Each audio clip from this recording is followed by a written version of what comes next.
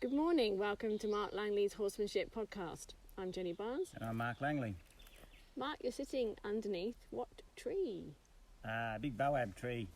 Actually, this is probably a small boab tree in comparison to some that we've seen. The trunks on some of them are so, there'd be 3 or 4 times the width of this.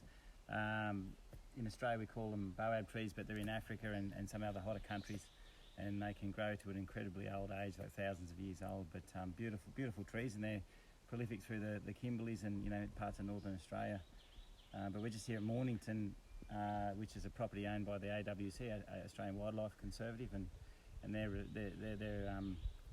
responsible for they own some land throughout Australia and also help traditional owners and also army property and also station owners in the management of their land to sort of conserve the wildlife and the wildlife habitat, and they're also responsible for helping protecting some of the endangered species that we have here in Australia. So it's really nice to be here and see the place, and yeah. Great, well, we need all these trees around us, that's for sure.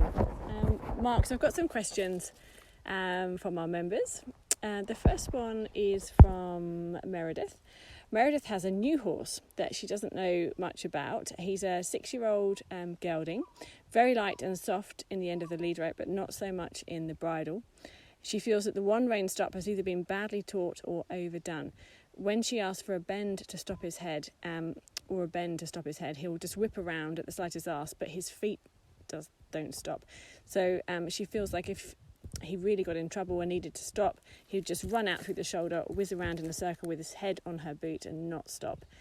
Do you have any ideas on how she can retrain this response? Yeah, this response is a common response, and it's an unfortunately common response in the sense of horses being frightened of head pressure. So what a lot of horses do, they try and get away from the pressure in their head, thinking they're kind of just avoiding the pressure to sort of get the pressure to stop, and their mind and their body aren't in balance with that pressure at all, so they're not really in tune to it, and it doesn't help the way they're feeling or direct their thoughts in the appropriate way. So basically it's a lot of retraining. Just quickly on the one rein stop. One rein stop, there's 2 ways that I see it taught most common. Well, 3 ways. There's probably one of the better ways, and it doesn't necessarily mean the horse has to stop. But one of the sort of the worst ways is probably the way that your horse is stopping, bending the head around. But in your horse's response, it's not even stopping its feet, but just snapping the horse's head round, and the horse kind of just parks and stops, and that really is a one way to get a horse really badly balanced in the reins, that type of one rein stop, and I think it's detrimental to good reinsmanship and good horsemanship. So the second one rein stop is a horse just spins around in a circle and starts to soften and then eventually sort of stops. Now that is also, it's probably better than the first one, but it's also a way of teaching a horse to slow down in the reins and in a lateral rein. And I don't think slowing down in a lateral rein is a very good long-term response in a horse. Reins are to open up a horse, not to close them down. But in training young horses, it's very common that people, or sort of re-education horses, it's very common that we think the reins are to close down the horse if anything goes wrong. So we sort of use it as a close down response. So we're teaching the horses to bend to a stop or one rein stop and all this sort of stuff, because we're trying to in case we need to close the horse down.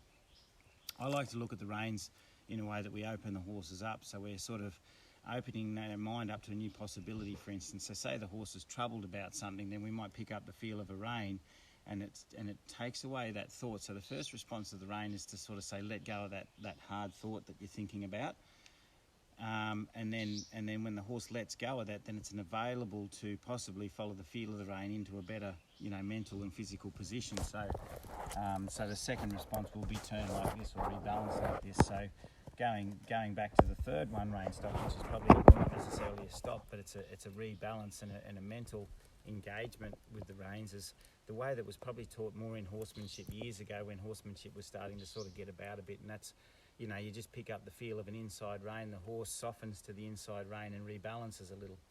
Now rebalancing means the horse is truly engaged with the rein, is because the rein connects with its feet and its balance, and and putting reins in different positions cause the horse to want to do different things. So it's important that the feet keep moving with the reins and don't just always stop. Okay, so if your horse is feeling tight and in trouble, the best thing you can do is teach it to follow the feel of a rein, so it lets go of that thought, connects with the rein and follows that until it feels better. And that won't necessarily mean stopping. A lot of people think we've got to stop the feet, but no, we just got to take the trouble out of the mind more so. So a lot of things that, you know, I would think with a horse, especially if you're worried about your horse in particular blowing out through the shoulder and just losing its head in the bend and just still being troubled and running its feet off somewhere else. The best thing you could do is just teach it in baby steps in a safe environment to follow the feel of the rein, and that could be just getting a horse, you know, just letting your horse out on a line when you're on the ground and getting it to follow the feel of the, you know, the halter lead rope back to you and out and back, and teaching it to back up really well and then unsaddle, you know, the back up's going to be a really important thing. So instead of putting all your sort of eggs or money into, oh, let's teach this horse how to bend and stop so I know I'm going to be safe.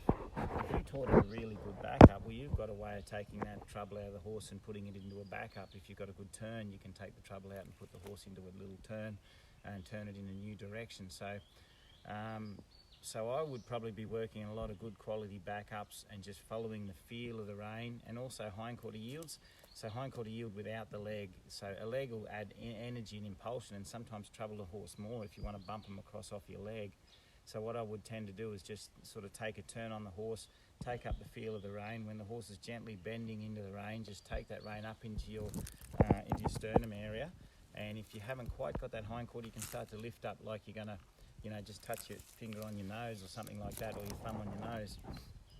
And you'll find that that horse will bend, and then because of the angle of that rein coming in behind the wither like that into your body, it'll actually step its hind feet over, and that'll cause a rebalancing and possibly stop that horse from blowing out through the shoulder.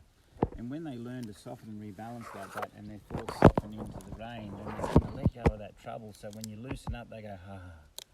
Okay, so what you're sort of thinking about, I guess, in your bending to a stop, you're trying to do the same thing in the sense your horse goes, ah, and relaxes. But you may be just getting the horse to you're rewarding it when it stops. Whereas I would reward a horse for letting go of a hard thought and rebalancing with the reins, because the reins is for opening up, rebalancing, and opening up a new possibility, not necessary for closing the horse down into a stop.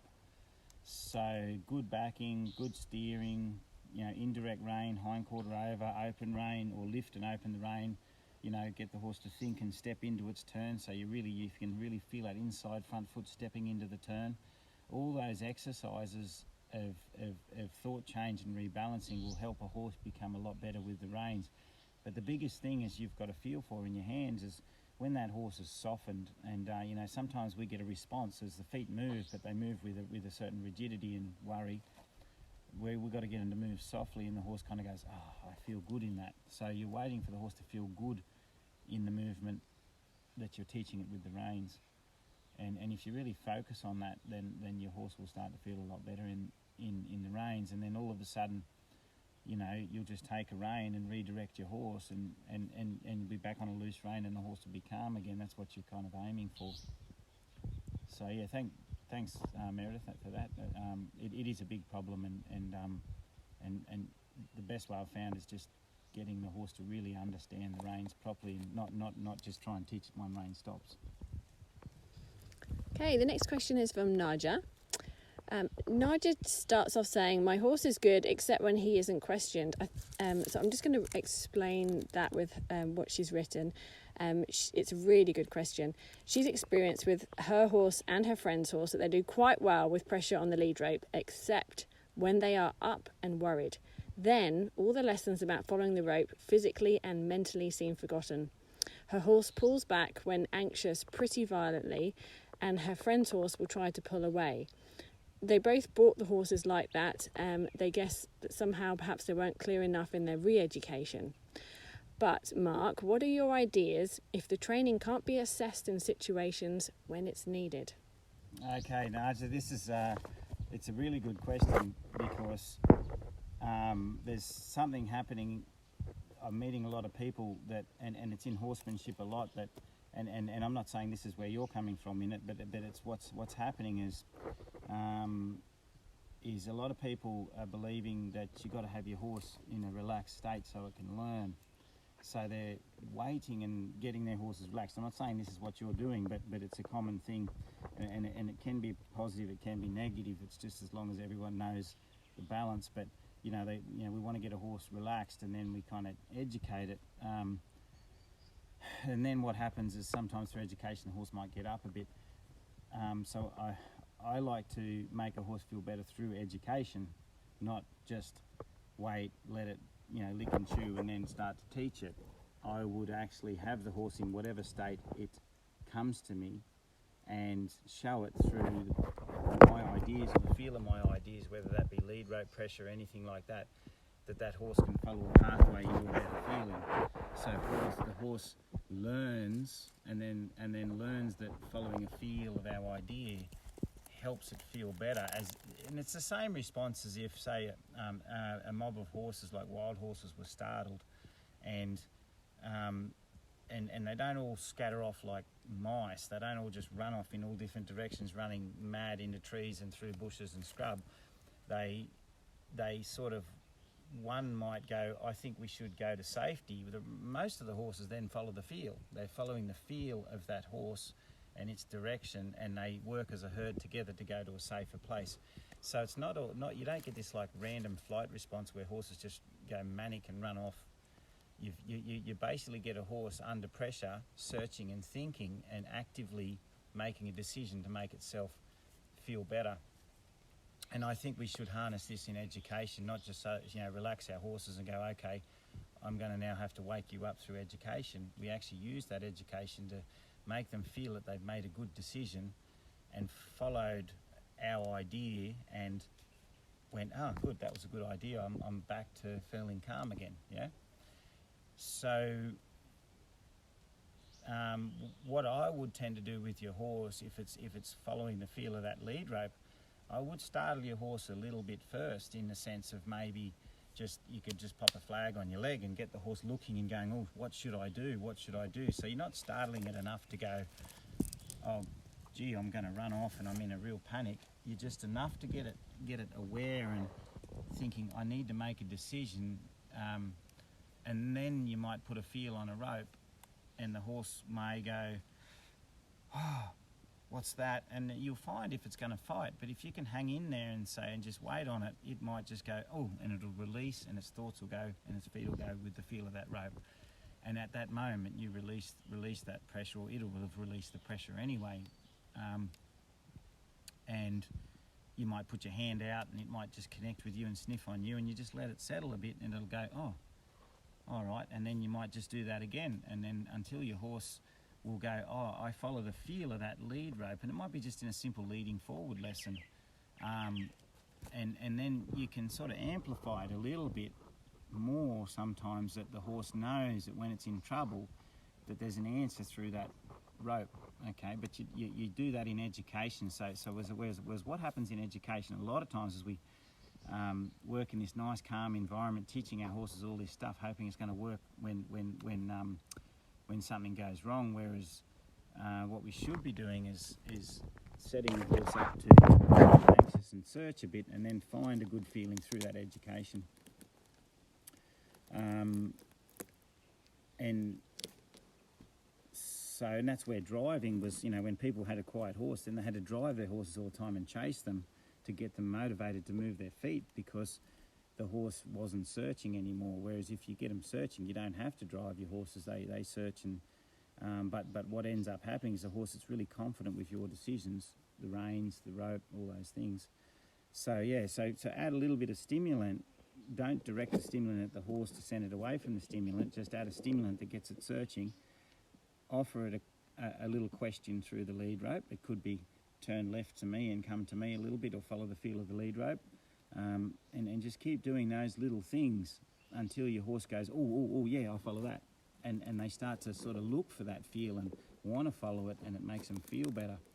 And then, once you've got a feel of understanding it yourself, then you can sort of set it up in different situations where you might just walk along and bang something and the horse will get a fright, but then you put a feel on them and they'll go, oh, yeah, I'll follow that. Okay, and you just set up in a learning environment where the horse gets the feeling that it's a little troubled, but then you sort of go, well, but here's the answer, why don't you follow this? And then what happens is when you're out under saddle, when something, you know, is in the bushes and moves around a bit, you can say, well, we don't need to worry about that, follow the feel of the rein and follow my leadership over here. And the horse goes, well, I don't need to worry about that, I'll just follow my herd over here. And that's kind of what you're trying to sort of, you know, work with in your horses. So, yeah, you just got to be a little creative with it, you know, just be creative and thoughtful and you know, you basically, it's almost like a test. So people sort of, when you go to school, you learn how to do something or understand something, and then the teacher puts a test there and says, you've got 30 minutes to complete this. And you go, whoa, geez, I always need this much time. And then but that also gives the teacher an understanding of where the students are at under pressure. Without tests, the student may be able to, you know, complete their work and and do it quite slowly, but under pressure they can't do it. So tests are there to sort of put the student under pressure, and so in training you've got to set up little tests that say, under pressure, can you do this? And make sure that you've done it in a safe environment, because, you know, when the horse gets like this, when that child grows up and goes into the workforce, the boss might go and do that. You said on paper that you can do all this, do it. I don't have to look over your shoulder, I've got this to do. And then all of a sudden that kid's going, whoa, geez, I'm an adult now and I don't think I can do all this today. But had they been set up for that pressure, then, you know, it would be okay. And it's the same with horses. We have to look at it like that. So be creative, add a little stimulus there for the horse so it wants to search, and then give it a clear pathway. Thanks very much, Nigel, for that question. Yeah, very good. Okay, I've got a little bit of a similar question from Ashley, a little bit similar, a little bit different. She was tying her gelding to his usual tree, ready for saddling, and she left him there to go and collect his best friend from the other paddock. And she was watching him while she went and brought the other mare in. As she approached, there was an angle where he could no longer see her, and he started to dance around the tree, and he reared up vertically 3 times that she could see. He never puts any tension on the rope when he's doing any of this, and he's not usually the type to pull back, but he has done it twice in the past couple of months, both times when he lost sight of his friend. So if she was standing at the tree while someone else was moving the other horses, he will still stand, but he does focus on the other horses. So a question is, how does she get to work on getting him to be comfortable there on his own? Yeah, standing on your own is an interesting one. I had a horse a while ago, a 6-day clinic, but you know we found it very hard to work, and it was kind of a starting horse, a little Arab, and quite good until the dynamics change at a distance. So basically, before you expect a horse to tie up to a tree, you've got to know the horse can let go of something while you're still there. So some horses, I've got my owner here, I don't have to worry about that. But as you've already just said in the question, is he's looking over there. He's standing because he knows you're there, and he's not rearing, but his kind of thoughts are over there. But when you go, he feels really unsafe, which means his thoughts are still more strongly on the other horse, in the sense of the other horse is his safety, not you. And also the fact that he's avoiding the lead rope pressure. What's an interesting experiment with what the situation you've just explained is an experiment I would do with your horse if I had it at a clinic, is I would actually get him set up in that situation where he's kind of thinking, oh, and I would actually bring the pressure to him on the halter. Just, you know, you don't have to do it fast, you just bring it to his head and see what he does. A lot of horses that are rearing up avoiding the pressure, sometimes you pull on them or give them a little pull like that, and they'll start to panic because it's like a double whammy. Some horses that rear and don't touch the pressure still don't know how to lead properly because they're avoiding the pressure. They're actually a little bit scared of it. A lot of horses that are good with pressure will go to the end of the rope. They won't lean on it, but they're not frightened if there's a little bit of a leaner there, and they'll come back over here. So one area I would teach is get him up under the chin when you're leading him quite close, and really show him he's coming forward, or let him show you that he's coming forward off the feel, and he can have that feel on him and really feel it and come through soft and back up soft and all that. I do that as a separate lesson just to make sure that he's not a horse that just follows the rope avoiding the pressure all the time, and a lot of horses do that. They just follow the rope because they never really truly understood the pressure. But when the pole pressure comes on, especially in an emergency, they can panic and even rear up more. So teach him to lead separately, and that's not going to just fix his separation anxiety, but it's something that I would be definitely looking into. The other thing I'd look into is getting him to let go. So when you're standing with him, if he's, setting it up, so there's a horse over there that's moving, and be quite, not firm, it's more clear, I guess, than firm. So say if I was, talking, to someone and they weren't listening to me, I'd have to get their attention for them to listen to me. So I have to go, hello, and I might have to go, hey. So you've got to be clear enough to say, hey, I'm over here, listen to me. And when your horse's thoughts go away, get their attention. It could be popping a flag, whatever you do, and until their thoughts come back. And when their thoughts are with you, but you've got to hand over what I try and encourage people to do is not be focused micromanagers, which means, hey, look at me, hey, I'm over here, look at me. It's not like that. I sometimes go just a little bigger and I say, hey, attention, and the horse goes, yep, and then it softens with me and stays there. But I've kind of handed over responsibility. I want to hand over responsibility to the horse, so it knows its responsibility to focus on me, not me to always catch its focus all the time and nag it to come back. And then once I've handed over that responsibility, then if the horse goes to look away, I might just shift a little bit or stand in a different position, and the horse will go, oh, yep, I'm with you. Okay, I'm with you. So you get them to sort of get him to get to a stage that he can stay with you and just go, yeah, I'm okay here. Okay, and then when he's in that mental state that he's feeling okay and he's let go of thinking that he's troubled because he's not somewhere else, and he's happy because he's grounded right here, then you can start to sort of tie him up, walk away, come back again, and just sort of like rated exposure or graded exposure, I suppose. Graded is probably the better word, as you're grading it, and just extending the time you go away from him and come back. So until he's got a calm mind and he knows that he's with that rope, but the better he is at leading and the more confident he is at knowing that rope's a good thing and a good thing to stay with and be with, he's going to be a lot better. So sometimes the fixing leading fixes a whole bunch of other things as well. So once he's comfortable with that leading, you can have his thoughts with you when you're with him till he's actually grounded and centered with you. Then you you've got two good tools that you can start to teach him to tie up on his own with. And that could be just, walk away for a bit, come back, walk away, come back, until you can walk up to somewhere else and come back, and he's stood there nice and quiet and he's happy about it. But this idea, you hear this story about, tie it to the tree of patience, and people have their horses tied up for half a day or a day, and it's just without giving the horses the tools they need. And one of the best sayings I've heard, it was years ago, the horse dentist used to do our horses in Glen Innes. He said the best way to teach a horse, now he probably got it off someone else, it's a saying that's probably out there, and some people might have already heard this saying, but the best way to teach a horse to tie up is don't tie it up. And it's a great saying, because it's like, well, you never tie a horse up until it's ready to tie up. And you know when they're ready, because if you're paying attention to the education and what they're understanding in that education, then when you put a rope over that rail, they go, I'm connected to that rope and rail, and I'm centered here, and they're right with it. But it takes a bit of education first.